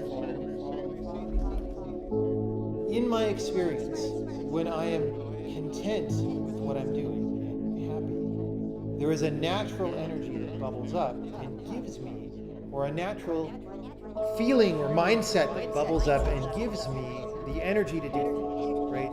And I don't have to try and make it happen. When I'm in the right conditions, it happens and it naturally powers me, right? And so, if you're stuck in unwarranted negativity, you're preventing that from happening. So by removing these unproductive times in your life, then maybe you're making more space for the fountains of creativity to come to you. That's the way it works for me. Now, there are other ingredients to that, but I think maybe different people's creativity is different as well. So I don't want to prescribe too much. Wow, is my camera super blurry? I need a better camera, man. Camera's blurry.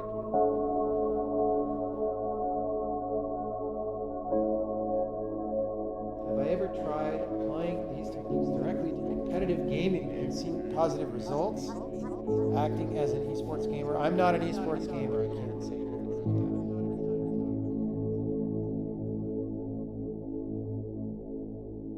Scrolling way down the chat. Scrolling way down the chat.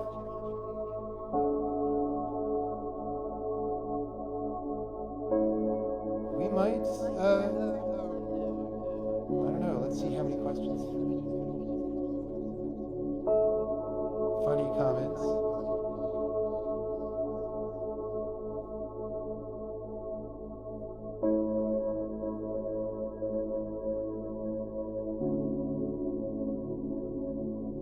Someone says, do I believe in God?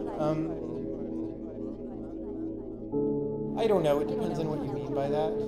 I don't believe in an Abrahamic analog of a man in the sky who judges you based on your deeds and punishes you forever if you do the wrong thing. I don't believe in that. But also modernly, when people say that they're atheists, that actually carries a lot of connotations. Like that means they're materialists, and they believe that there's no creative force involved in the world and all that. And I don't believe any of that stuff either. Right? I think it's a big stretch to say that stuff.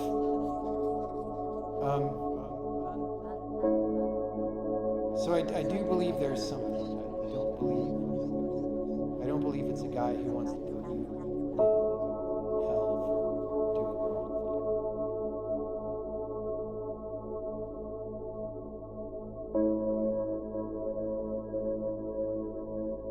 What do you do if you feel like you're wasting your potential and fearing that your whole life will pass without you'll be able to produce something of value? Sometimes I feel like I have to work 24/7 to be able to achieve whatever it is that I'm dreaming of. It makes me lose motivation a lot to see that there's no progress in the short term, so I get stuck in this loop. That is a common experience for a lot of people. And what I would recommend, given these things that we're talking about today, is that when you're having this kind of feeling, so you say, you feel like you are wasting your potential and fearing that your whole life will pass without you being able to produce something of value. Okay, so these ideas about what will produce of value are speculations about what will happen in the future. And what often happens in the West is we put a great load on our shoulders about what will happen in the future. And that's functionally useful because it means we're a society about people who plan ahead and care about what will happen. Those things are good, but sometimes they become pathological. And so what you can do, you don't have control over what's going to happen in the future. You don't even know. Something world-changing could happen, or some relationship in your life could change that changes your personal path through the world drastically, right? You don't know.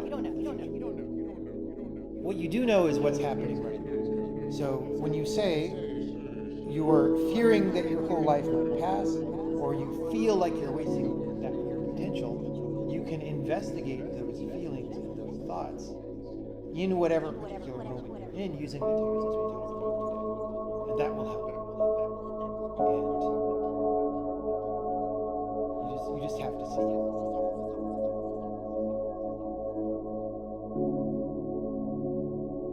Someone says, I think the difference for them is that one kind of tiredness is tiredness with a spinning brain, which constitutes depression, and the other is tired with a cloudy brain, which constitutes exhaustion.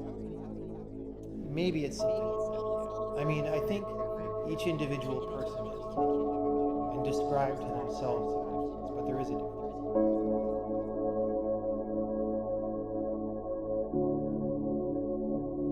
Someone's asking a question that was already addressed about how much the success of my games lets me feel content.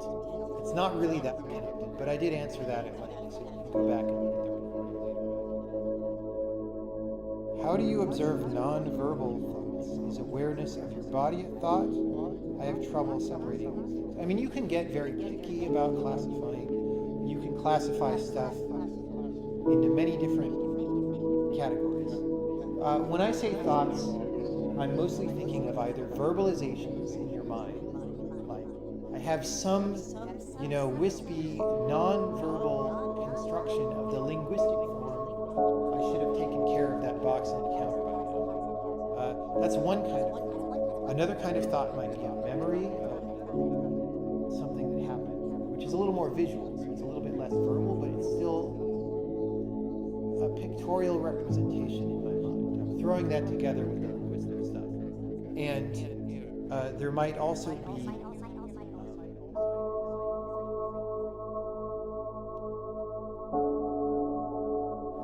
I mean, we can start parsing things into subtler and subtler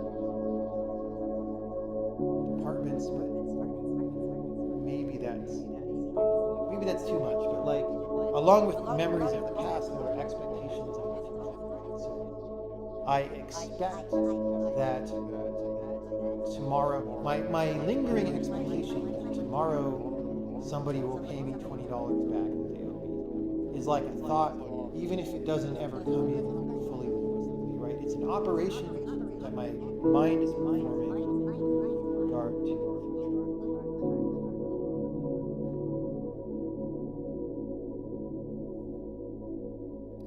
So all of those things I'm categorizing as thoughts. Awareness of my body, I'm not categorizing as a thought. I'm saying that that's just awareness of a sensation. Right? So fundamental awareness, like the fact that it's like something to be me, and I see things, and I feel things, is not for the purposes of this discussion thought. That's prior to thought. It's more fundamental. That would be a whole other discussion that I don't necessarily want to go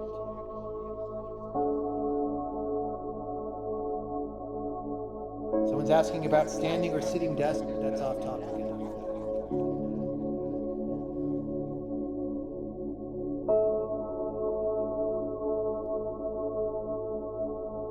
Is it a big problem that people don't see things as they are, but see things about the things? Like, I didn't care what he said, but more the fact that he said it. Maybe. But really what I'm getting at is that you're not really reacting to either of those things. You're reacting to some synthesis of yours that's at some meta level about it.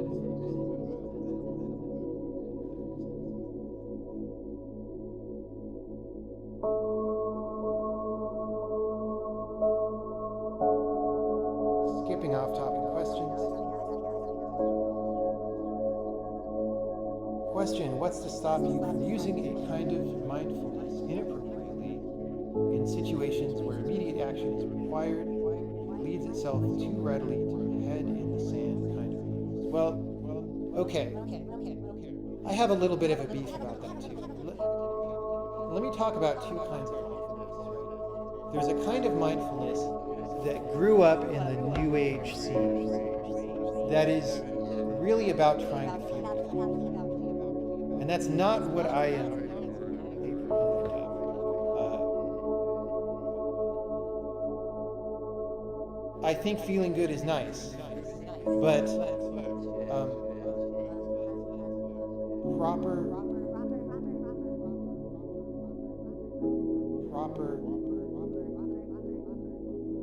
proper use of mindfulness techniques are about knowing the truth. They're not about feeling good. So if you have an agenda of feeling good, all that can really do is lead you away from the right techniques or the best thing to do in the service of something that is maybe not as good. So when I talk about these kinds of techniques, even though I'm presenting them to you as a way of breaking apart chains of bad experiences and bad feelings, that's not necessarily in order to feel good. It's for you to see the truth about those bad feelings, that they're not necessarily as bad as you might think. Distinction, it's a subtle difference. I'm gonna, for a second here, man, my webcam is blurry. I wonder if I have it on blurry settings. So take a second. Camera control. Auto zoom will not turn on for some reason. It's just. Oh, that's zoom. I got big for a second. Autofocus. We'll turn it on, autofocus, and see if it comes up. Maybe that helps. No. Oh God, maybe that's way worse.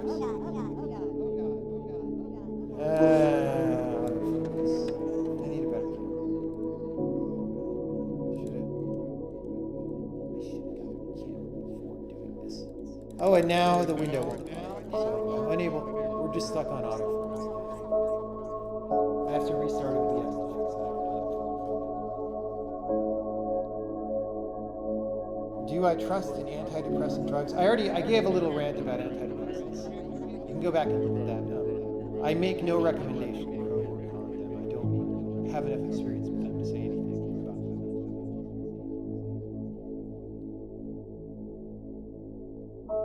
Do I tailor my present actions based on how I might feel in the future? For instance, future remorse. I call it regret. Well, I think human beings do that. But I'm not sure it's a bad thing entirely. Like, when people start getting into mindfulness and spiritual stuff, they tend to think it's bad to consider the future too much. But if we want to live pragmatically in the real world, consideration of the future is one of the things that we do. So for me, what it becomes is consideration of the future is more like a thing that I do a little bit hypothetically, that I treat at a lower level of reality than what I can immediately observe, but that I do as part of getting my way through life. Like if I'm programming, I have to have some idea of what that program is going to be in the future, or I can't make it, right? You can't build something without an understanding of where it's going to go, so you have to have temporal planning, right? That's just a thing. And that can affect emotions as well as thoughts, and I think that's totally okay. As long as, if it starts to become unhelpful or pathological, you know how to prevent them from, which for some people is easier said than done, which is why I'm sharing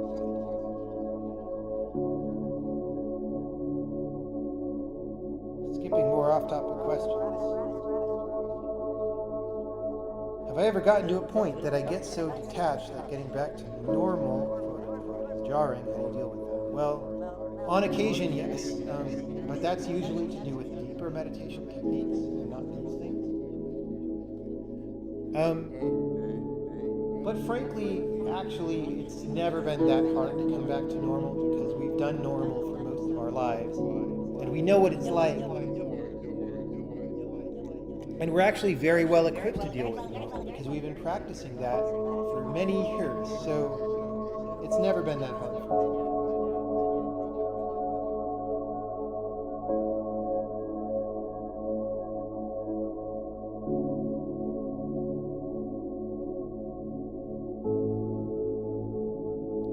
Have I heard about this Canadian site? Oh, that's off topic.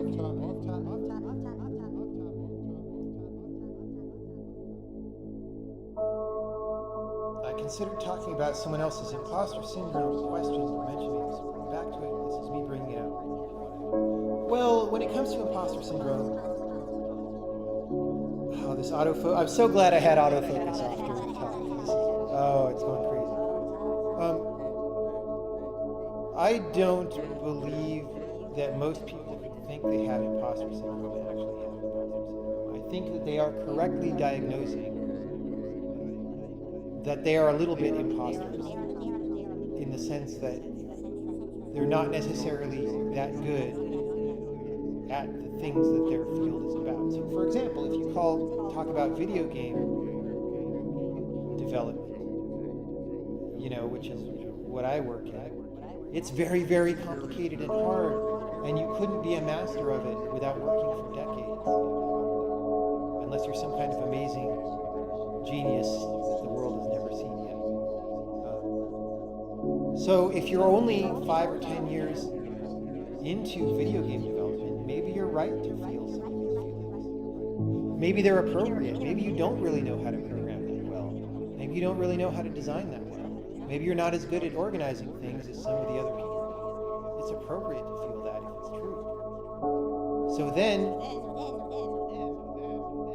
I don't think the right response is to feel this like, oh, woe is me, I have imposter syndrome kind of thing that people say on the internet. I think rather, just come to grips with those feelings. Be like, yeah, it's not true that I'm as good at programming as I wish I were.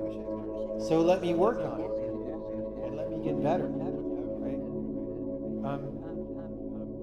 That's all. If you think you can go into a field where multi-decade expertise is necessary and good at it and be good at it within a couple of years, that's the delusion. Imposter syndrome is not the delusion. Thinking that you should be good after 2 years is the delusion. Thinking that you're not on some long trail of extensive skill building would be the delusion. That's what I have to say about it. It's kind of off topic, but the way it's on topic is that when you're feeling this imposter syndrome, you can use these techniques that I talked about today just to investigate it and see what it's like.